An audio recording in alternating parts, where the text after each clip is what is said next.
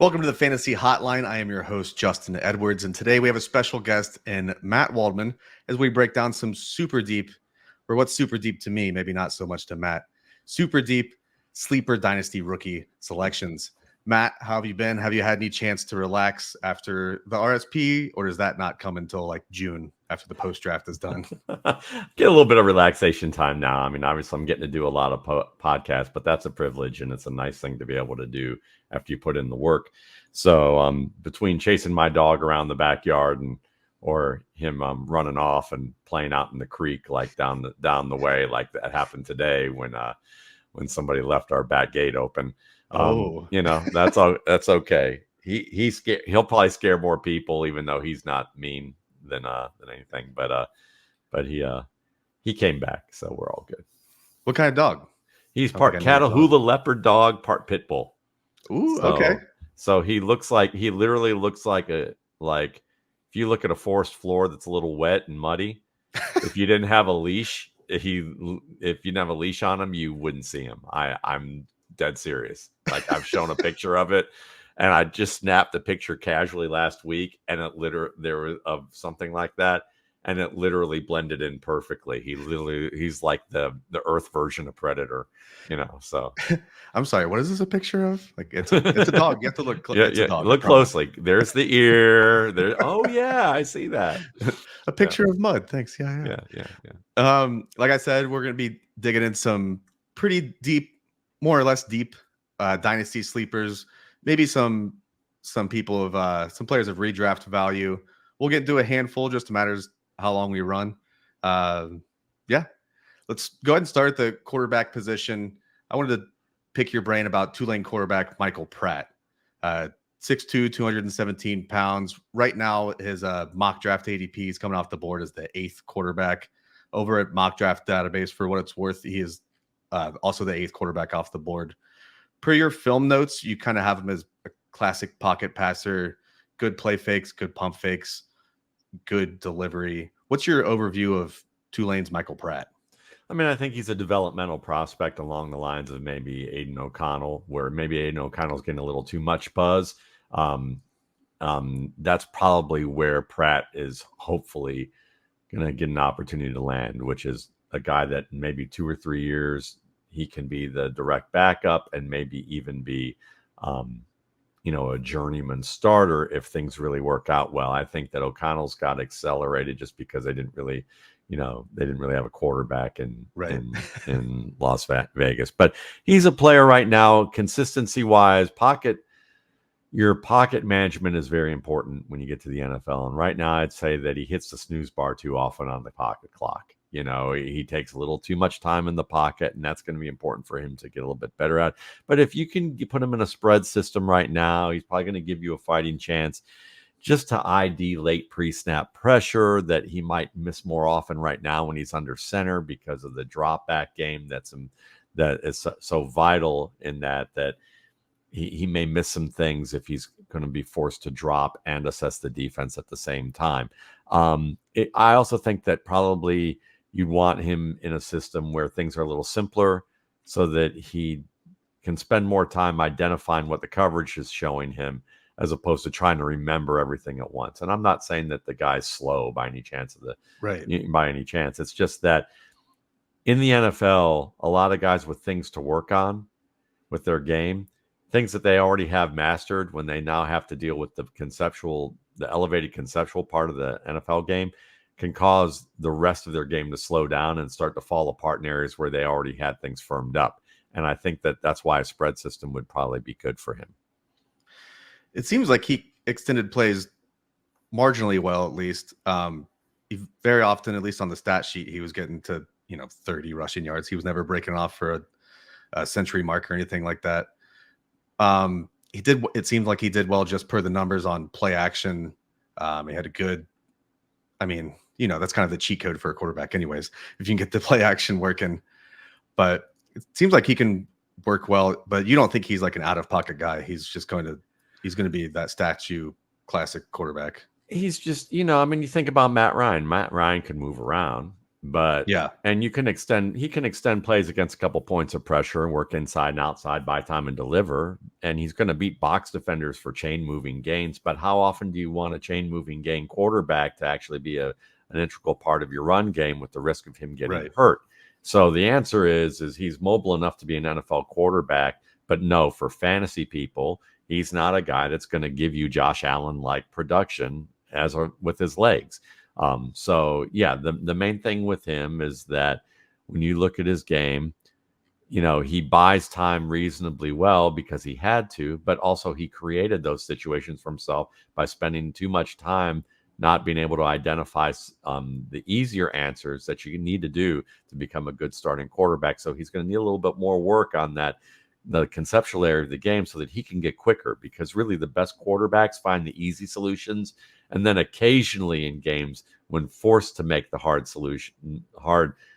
plays that the defense has kind of backed you into a corner and said, hey, look, we know you can't do this, or we know you have trouble. Let's make you try and throw your way out of this, or we're going to dare you to do something. And a lot of these guys aren't just quite ready for that yet. And I think for him, he doesn't see the quick solutions as often as you need right now. And that's no shame to his game. Most quarterbacks don't. Right. Someone who's kind of on that same spectrum, but might be able to win in more interesting ways, might be South Carolina quarterback Spencer Rattler, 6 foot tall, 211 pounds. Through mock drafts, he's coming off the board as a QB7, and the same thing over at mock draft database. People are projecting him to be that QB7, more or less the same range as Pratt. Per your film notes, you think he stands out as maybe a West Coast friendly type of quarterback.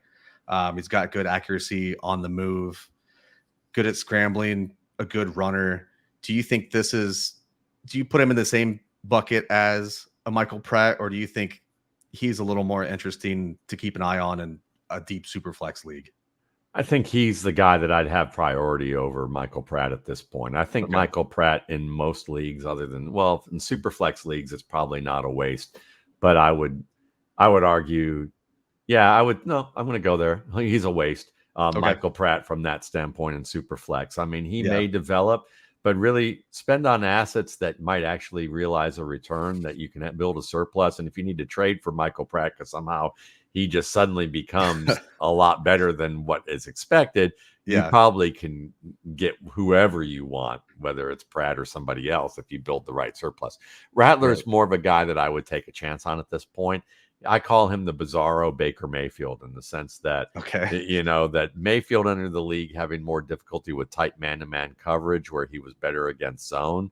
And he did really well on schemed up plays where all the resources are going towards getting one guy open, and Mayfield helps you look off with window dressing. But he's really doing is executing misdirection on a play. He's not really manipulating as much as people want you to think he is. It's really more embedded into the design of the play.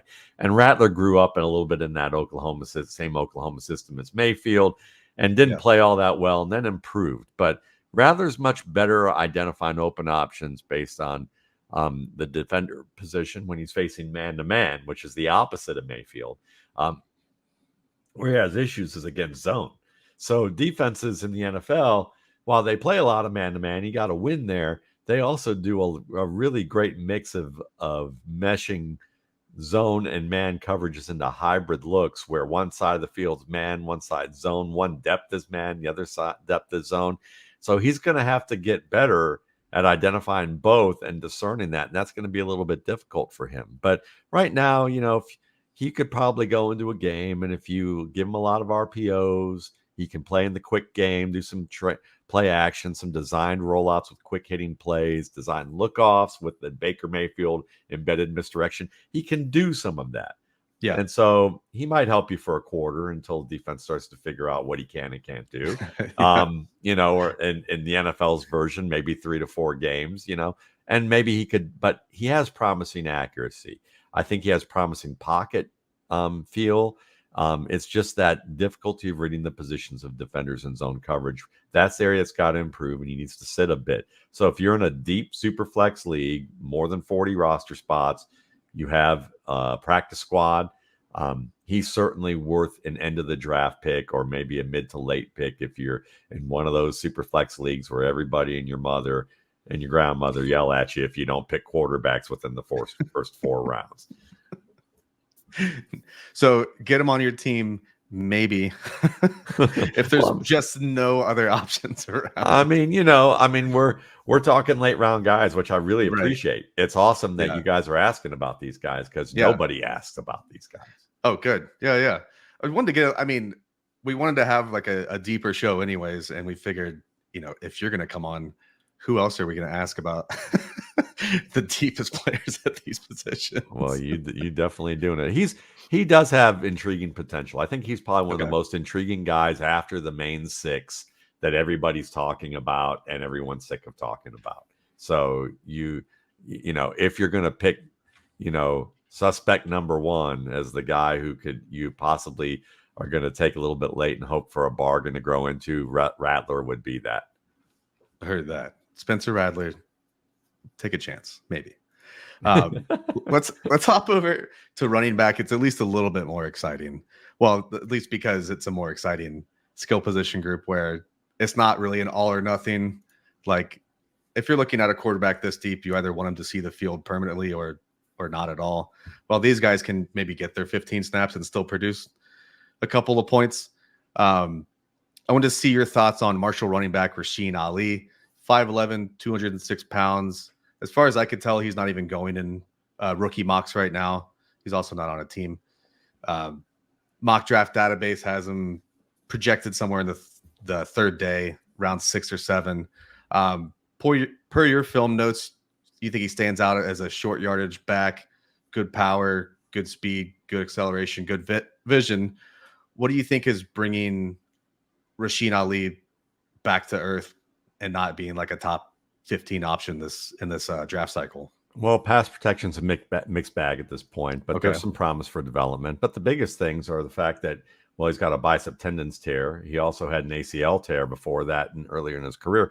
And he fumbles the ball, about as frequently probably as Pete Carroll takes his shirt off, So, but no, but seriously, like he fumbles the ball a lot, and that's something that it's not necessarily a sticky stat, but it's something that if he lands in the wrong situation, he could have a problem. And if you need 4 to 6 months of recovery after surgery, and you're probably not even going to be fully ready, because recovery in the NFL isn't like recovery in your local rec league. Okay. In the rec league, in your rec league, not quite the same.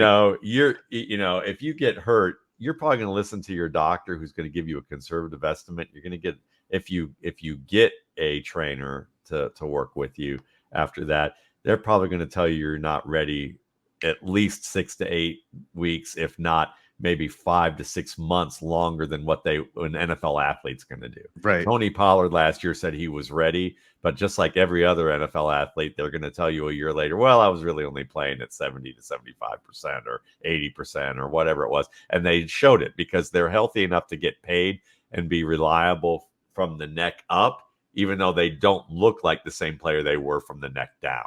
And so really with Ali, there's a little bit of that we've got to look at. He's a guy, though, that is intriguing. Like, he's one of those fun players because there are moments where you watch him and you think, this guy looks like he's a 225-pound running back with speed. And there are not many of them, who are that way.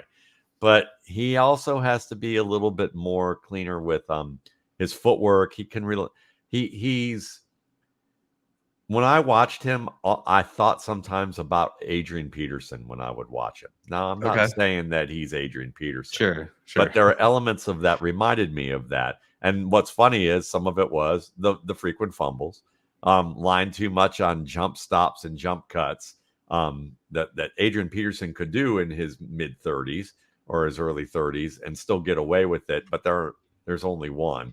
Fantasy Santa Claus. So that's the way I look at him.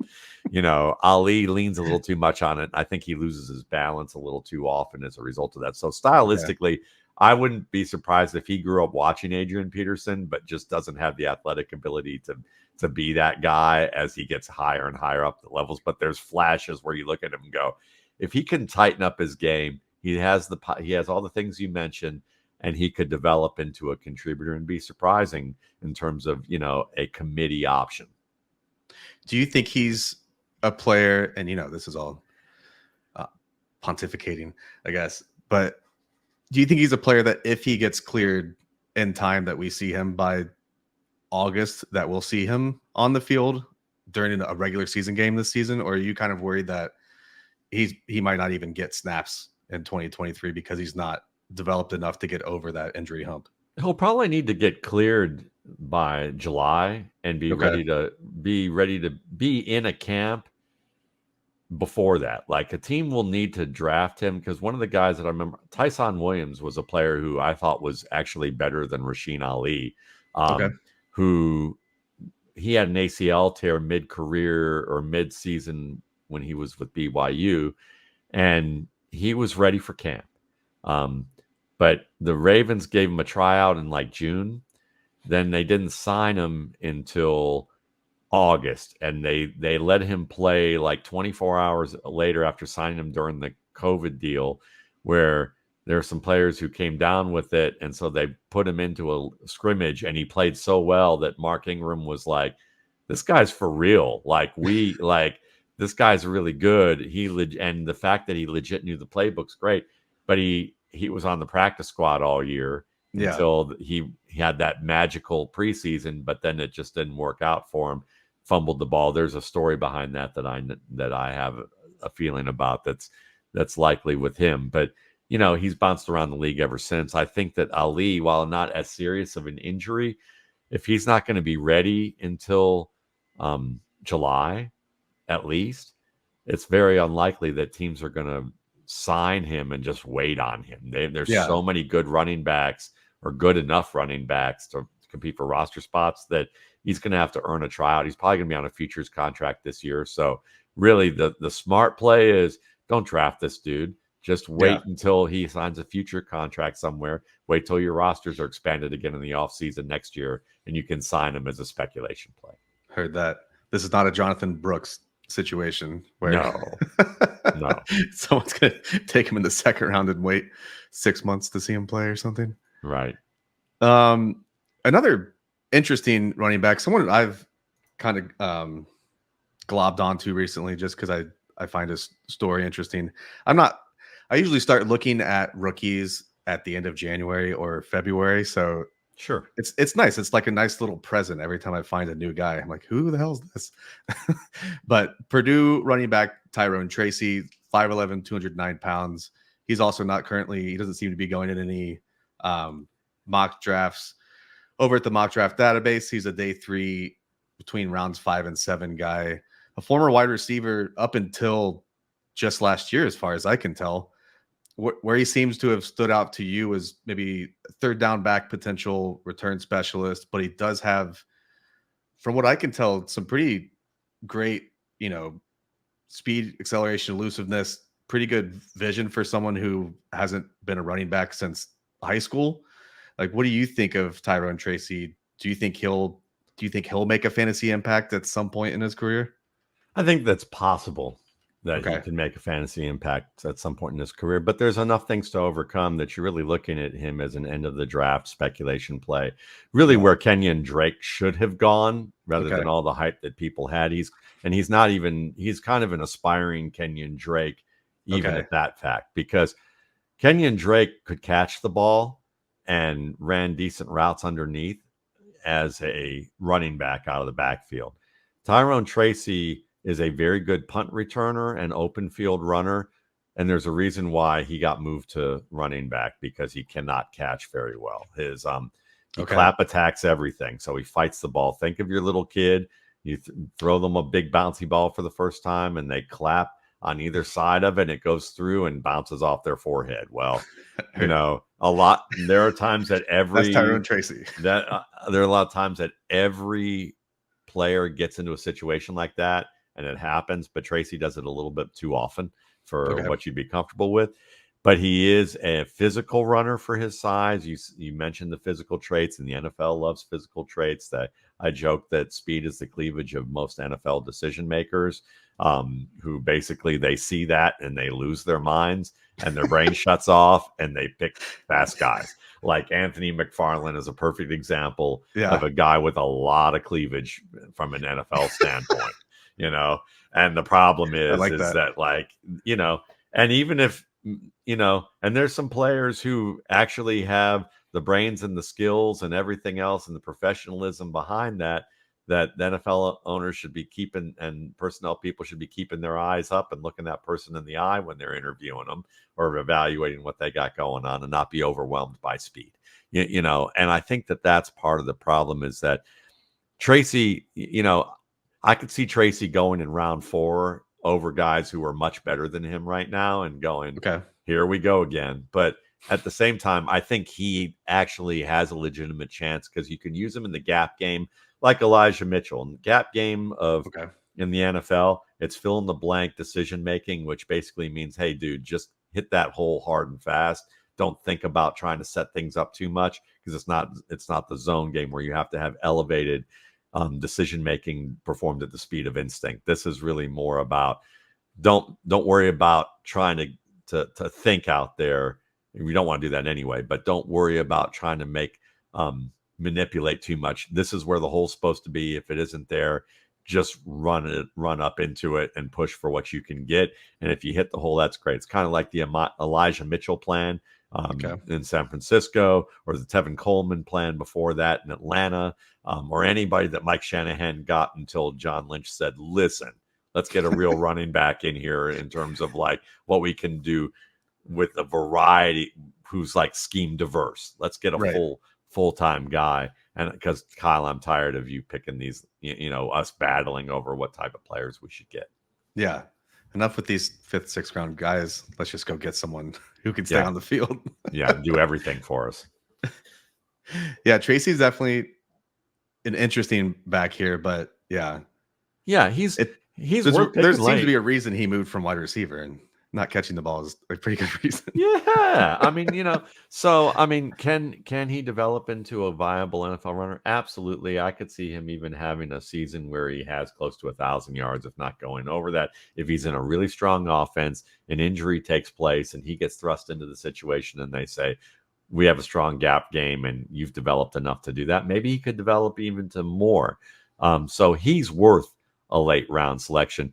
You're probably going to have to pay a little more than that, because everyone and their mother who is a draft analyst, from what I've been seeing since I came out of my hole in April, have basically seems to have glommed onto this guy, because, again, they also can't resist the cleavage a little bit. Yeah. I mean, he's just Antonio Gibson, right?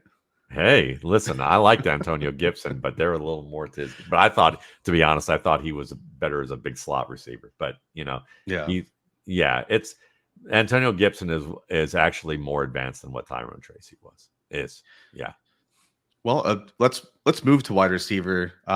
This seems to be someone that you're much higher on than consensus, which is kind of nice, because we've ended up almost accidentally talking about this guy a couple times on a couple of recent podcasts.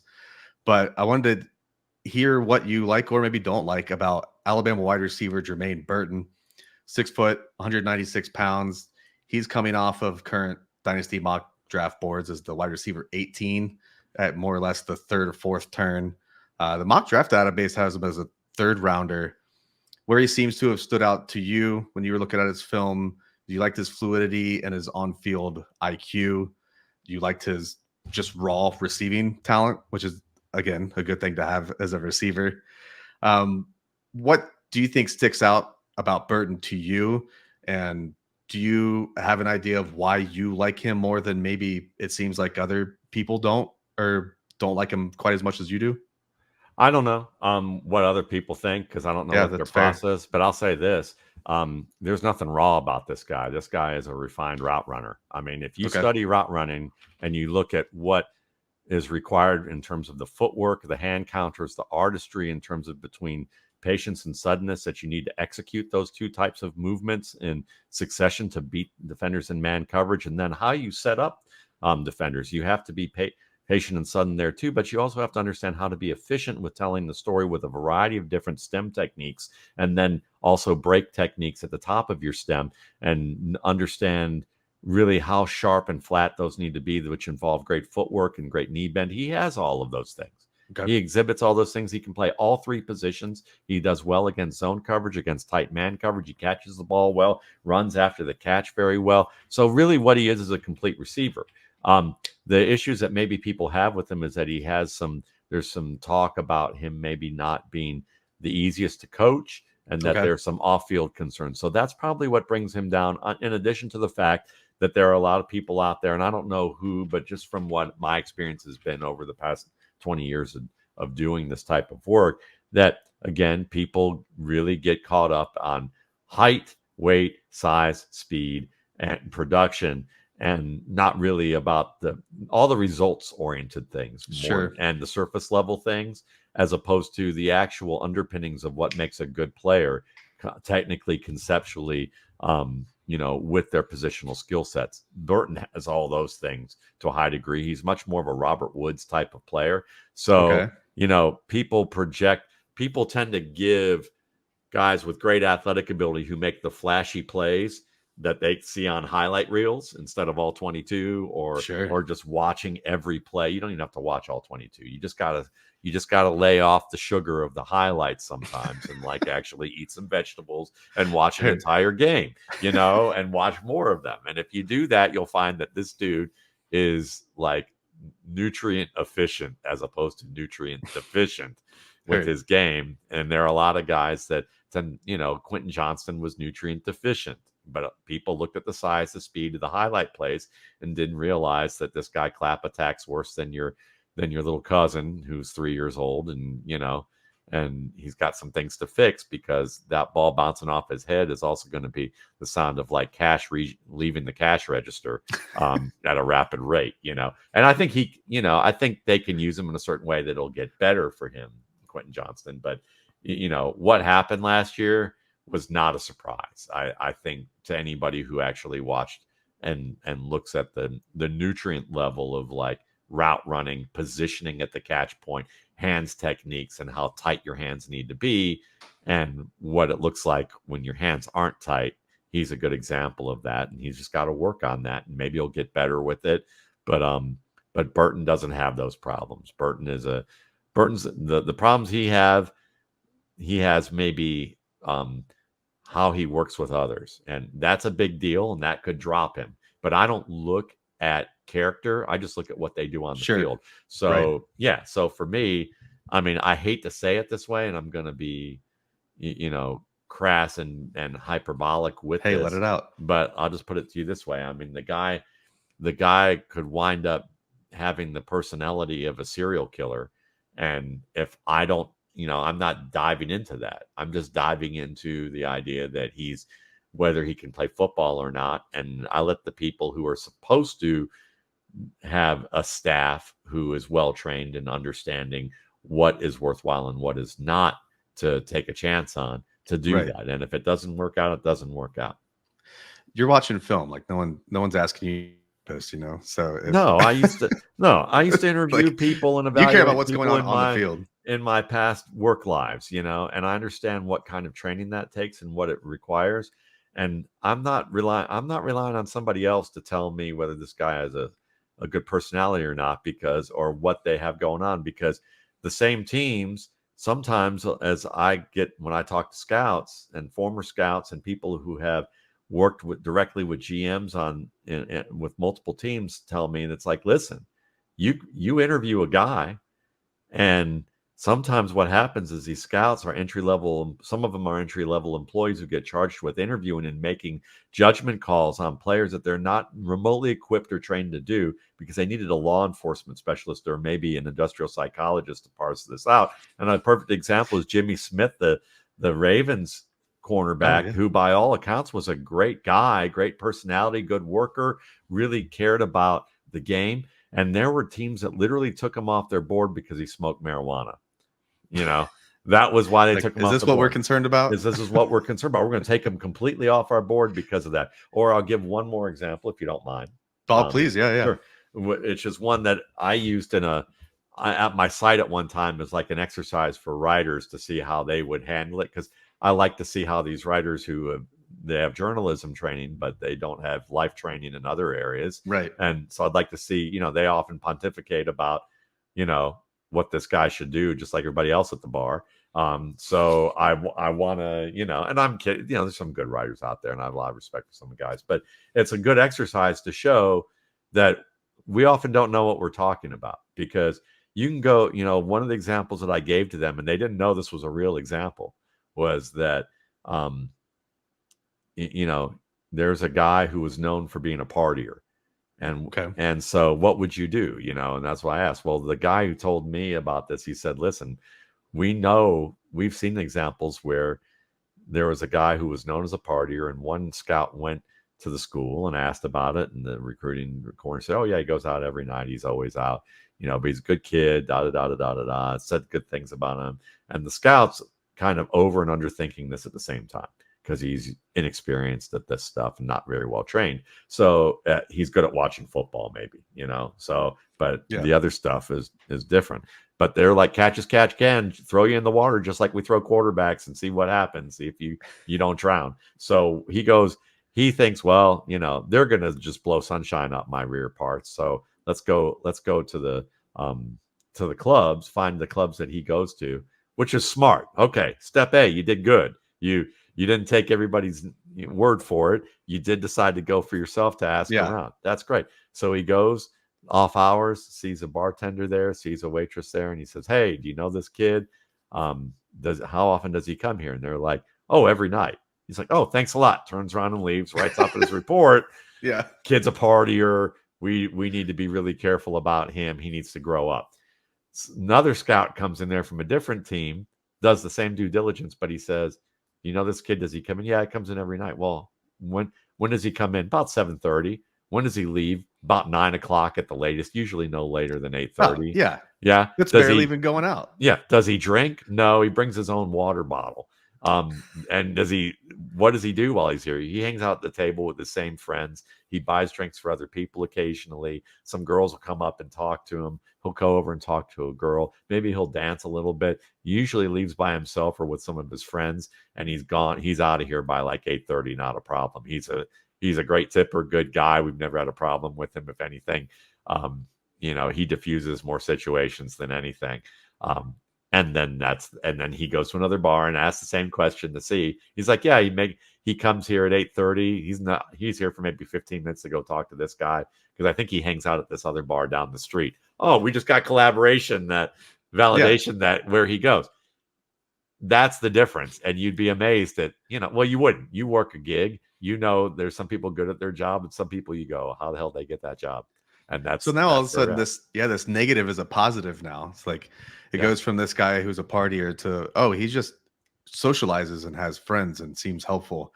I think that's actually the kind of personality. Yeah. He can handle, you mean he can handle being an adult? He can go out and blow off steam and not like get drunk and get in the car and like shoot off his weapon or have a weapon without a license, or he doesn't get into fights with people. And he's like a target because he's a big man on campus, because he's a future NFL player.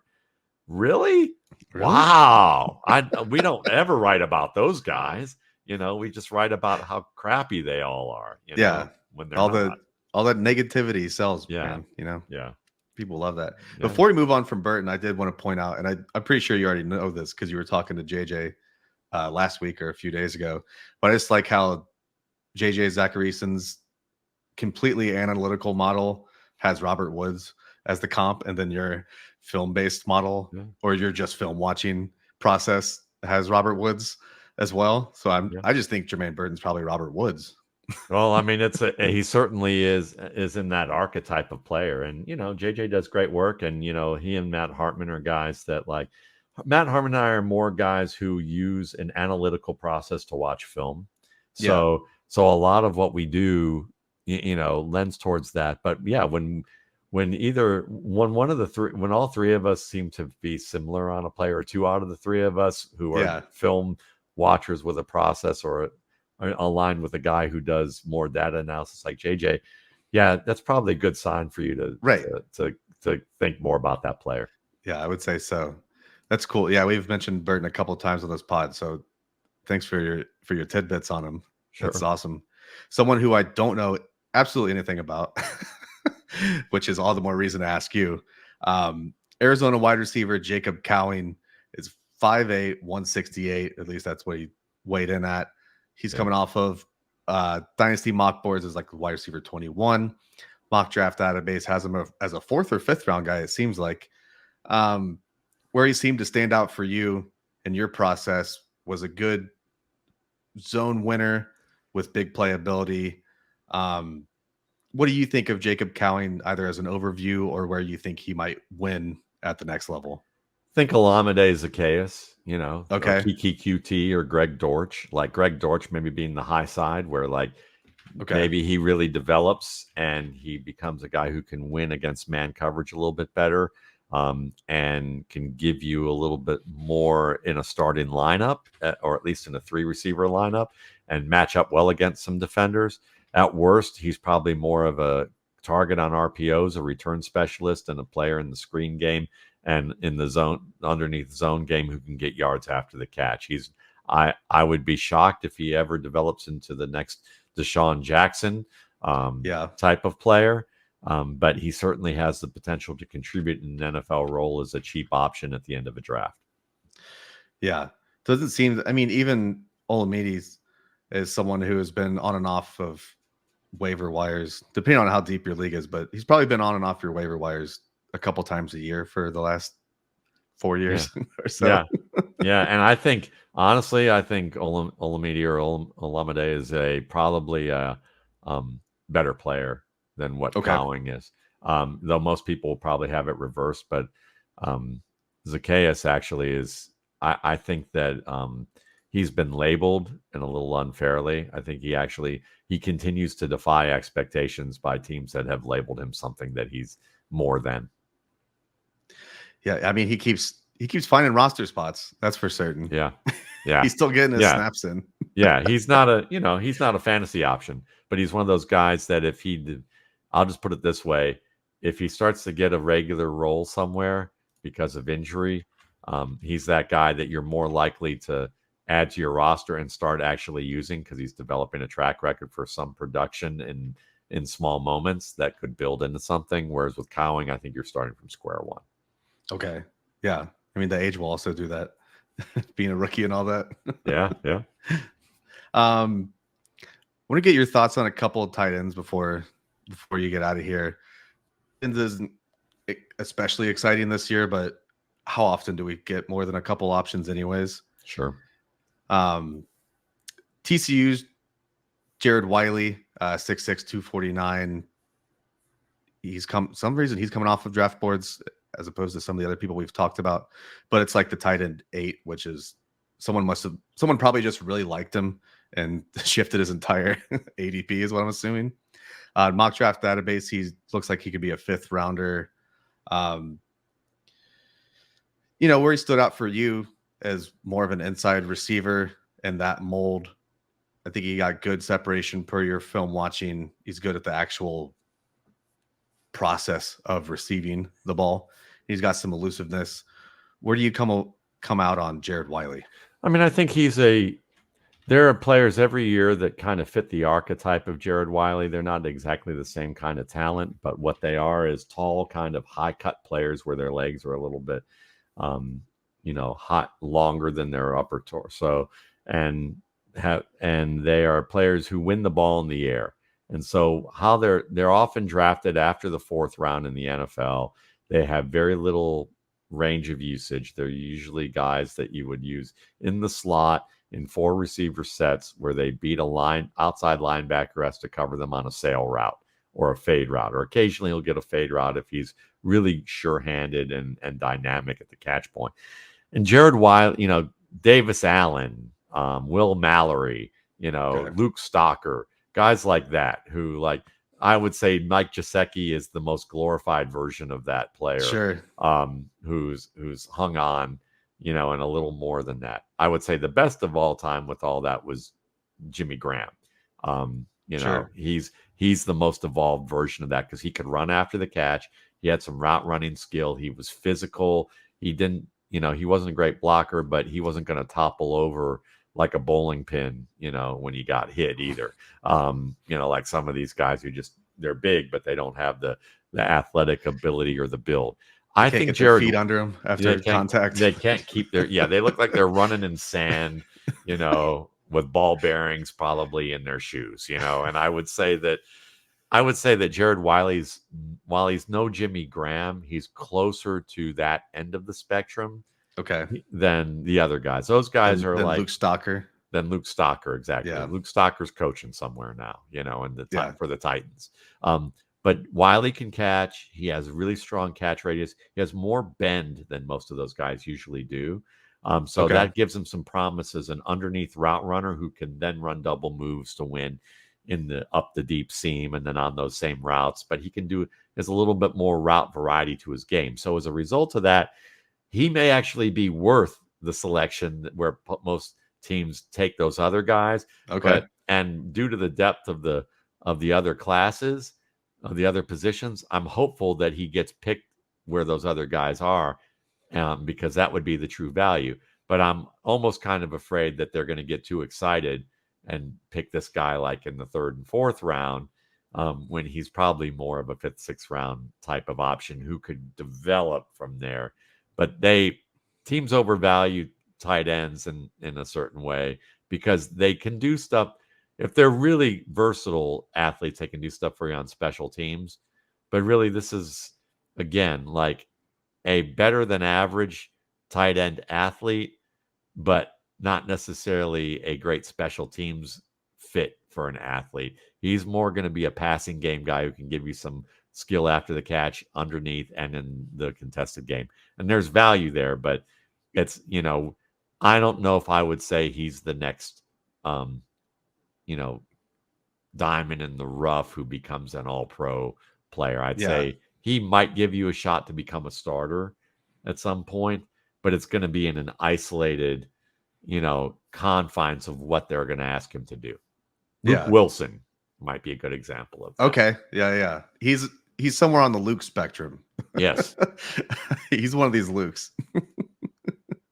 One more tight end I wanted to get one more player I wanted to get your thoughts on. Iowa tight end Erick All, 6'4", 252, coming off of mock draft boards as the tight end 6.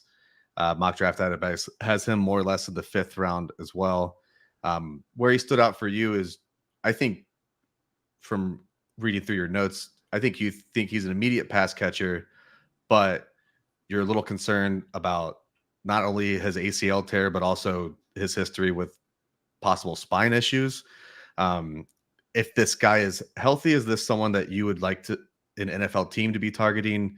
Would you like to target him in dynasty leagues?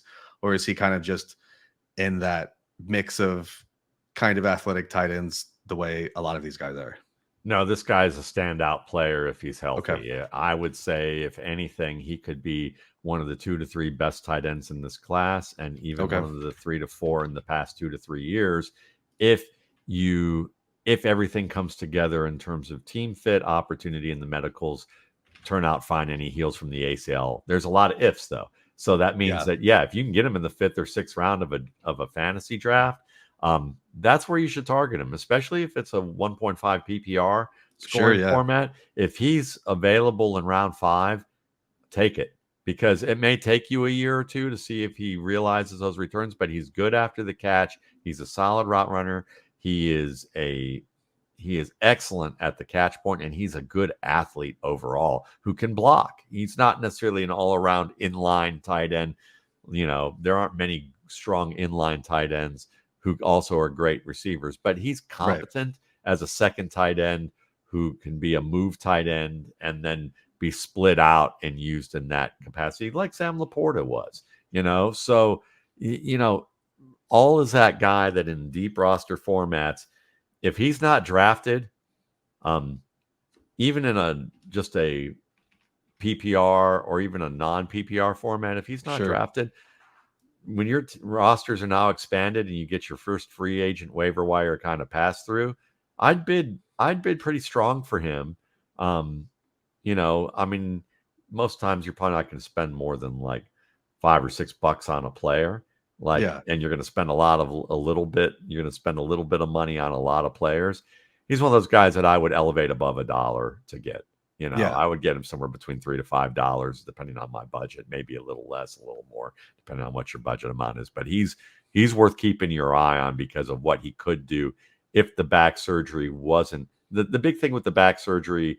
You can read about it if you go to just look up Erick All, Michigan back surgery. Sure. And you'll see that there's a whole bunch of things about how the doctors at Michigan didn't recommend he do a certain procedure, and he decided to do it anyway. People are wondering if it was a back fusion surgery, which is then a big issue because most back fusion surgeries don't go well over time. So you don't really know. He termed it as a life-saving procedure that was not very invasive. But when you say life-saving and not very invasive, that's kind of like my team, the Cleveland Browns, them coming out and saying that we're going to return to, I don't know what they said today on Twitter, but something where they use two conflicting terms of basically returning to something new, which is kind of like saying, I just looked at it saying, here we go again, here we go again in Cleveland. You want to love these guys, and they can't eat. They dig us all into a hole before the season even gets started. So yeah, returning to something new. Yeah, return to something Cleveland. New. And then of course the Steelers fan points that out, and I can't help but retweet it because I'm like, they're right. Yeah, I'm actually down or over or up. I forgot where you're from. You're in Georgia. I'm up in Ohio. I'm a big Cincinnati fan, but it's hard to. I don't know. I've never hated the Browns. Well, I laugh because everybody I know who's like an NFC North person, we all look at Cincinnati and laugh at them. So it's like exactly. We all laugh. We're like, well, what are you guys concerned about? But what are you know? But it's kind of, but we shouldn't be, because I mean, Joe Burrow's great, and you've got you probably have the best wide receiver in the league in Jamar Chase, and you have hopefully T. Higgins wises up and realizes that it's good to be on that team and that this is the best chance he has to win a Super Bowl. Right. And go from there rather than be like, I need more money, but I'm not really a wide receiver one. I'm a damn good wide receiver two with an all-world wide receiver. You are a wide receiver too. Yeah, you're very good, and there's no shame to that game. But listen, if someone's going to ask you to be just let Joe Burrow tell him to be Jamar Chase for a day or a week, just a week, And I think he'll wise up. Maybe he needs 2 or 3 if he's a little knuckleheaded, and some of these young guys are. Look, T, you're amazing. Yeah. No one's confusing you for a top 10 wide receiver in the NFL. I don't know who told you that. Yeah, but you have a very good agent if he's telling you that. There's no shame that you're one of the top 30. No shame whatsoever. Yeah. Like there are only 30. There's only somewhere between, probably 17 to, probably 13 to 17 players better than you at your position right now, at least proven in the world. That's listen, that's great, and win a Super Bowl. You're going to want to win Super Bowls. Go for that. And also, if you're going to a team that views you as they're like absolute locked in stone wide receiver one, it's probably not a very good offensive situation that you're moving to. Desmond Ritter's probably your quarterback at this point, right? Is or that what Zach Wilson? That's exactly. So enjoy. You'll get the money now. You're gonna pay for it later. Right. I'd rather have the steadier money, my man. Save your money.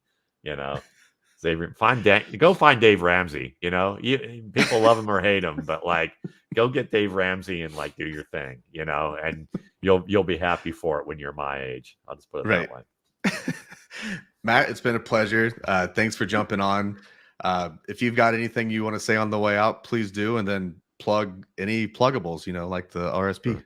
Well, I appreciate the fact that you pick players that are vastly different than what I usually am asked, which is really cool, and it gives people a kind of more deep dive. So that was nice. And you can find my work at mattwaldman.com if you just want to go get the RSP directly. It's 150 prospects at quarterback, running back, wide receiver, tight end. Probably one of the most in-depth looks that you'll see. There's ones that do. I would say it probably is. So I've been doing it 19 years. You can find it there. Matt Waldman, RSP Film Room. You can find me on Twitter and YouTube. Matt Waldman's RSP Film Room is on YouTube. I have over 700 videos up there. You can see stuff that just kind of will help you learn more about the game. I've had NFL people come up to me after their careers were over. Like I'll joke, I have a John Elway story because I hate John Elway, like as a fan. Not it personally, I don't know. Yeah. But I was it's the Cleveland thing, yeah. It's the Cleveland thing, yeah. And my dad lived in Denver when I was growing up, so I actually went to more Broncos games than Browns games. Oh, okay. Yeah, so I hated John Elway with him. I relished hating him. So when I was at a Senior Bowl event. Two guys were with John Elway when they walked in, and my buddy Cecil Lammey was there, and he covers the Broncos, in Denver, and has his own radio show and does all that work, and he knows John, so he says, "Hey," and I see, John walk off with these two guys. One's clearly an offensive lineman or former offensive lineman, because you can't mistake those bodies, right? Yeah. So I get up and say, "Hey, Cecil, do you have bail money? Like, do you have like at least like $5,000 or $6,000 in your account?" He looks at me laughing. He's like, "What?" And I'm like, "Somebody's got to sack John Elway on behalf of all these Cleveland Browns fans." So he's like, "So you got to come around the blind side." So I'm like, "I got to do it." Like, so I get up to get in line, and I'm standing behind these three guys. John's facing me. The edge protector is basically in front of me and walled me off like a big freight refrigerator. And then there's another guy who looks like he probably was a special team or running back kind of size guy, more my size, and they're talking and their backs turned to me, and the big guy turns back for a minute and sees me, and I look rougher than I do now, and sees me and does a double take, and he literally turns his back on John as he's talking and pulls the other guy around while John's still talking and just cuts John off. And he's like, "I know who you are. You do those YouTube videos. I learned more about skill players after my career watching your videos than I ever did in the NFL. And I played in the NFL for several years." I'm like, "Dang, what's your name?" John Elway is literally looking over his shoulder like, who the hell is this? Yeah, who is this guy? and Emery Hunt and Rob Rang and Cecil and Gene Bramall are all kind of standing there, and they're just looking, shaking their head, laughing. And he's like, "Can I have your card?" And he goes, "Do you subscribe to this guy?" And the other guy's like, "Yeah, I've subscribed to his site. I get his book." He's like, "Yeah." And then I know who the player was. The player was Lance Zeno. He was a tackle back in the 80s and 90s who played with a number of teams, including the Browns, the Packers, and in the NFL Europe. And he's like, "Yeah, we're trying to get jobs with John Elway, maybe getting in as a scout." And meanwhile, John's peering over, and I'm thinking to myself, I was just about to tackle this guy. Yeah, I was just thinking you probably didn't want to turn your back on him in the middle of him talking to you to geek out over somebody he doesn't no idea who I am. Right. And so I told a recruiting director about this, and one day, and he laughed and he goes, "You're an idiot." And I go, "Why am I an idiot?" He goes, "Dude," he goes, "you should have handed John Elway that card and said, 'Call me,' and just turned around and walked out." I said, but my vitriol for him was too great. I was just sitting here in shock that this was all even happening. He laughed. He was like, "Yeah, you're right. But yeah, you're still." Well, I didn't want to talk to John. Yeah, I didn't want to talk to John. I mean, but it was, I get to tell my dad that story who was a lifelong Broncos fan. And, and the rest of our family, he grew up in Cleveland, and the rest of our family is in Cleveland. So for his son to be like, to have two players diss John Elway and geek out over him while they're trying to get a job is like a bucket list moment, so we had a good time with that. So yeah. Pops, I made it. Yeah, Pops, there you go.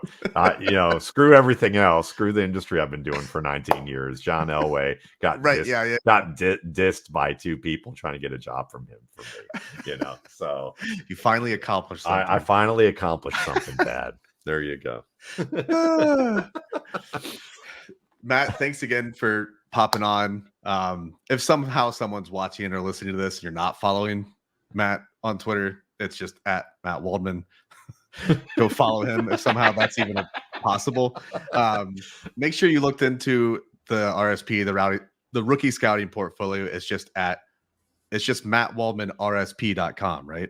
Yeah, Matt Waldman. Okay. Actually, just mattwaldman.com is where you can buy it directly. Mattwaldman.com. It's right. You can't miss it. It's big bold letters. This year's edition, I'm looking at it, is 1,183 pages. He goes very in depth with how he goes about his process, why he uses this process, how he's evolved through the years, and then of course the unbelievable 150 portfolios on all of these incoming rookies. It's a great guide. Appreciate it. If you've enjoyed our conversation here, please consider liking and subscribing to this channel. You can find Ask Us Fantasy Football on all social media platforms at Ask Us FF. Matt and everyone else out there, have a great day.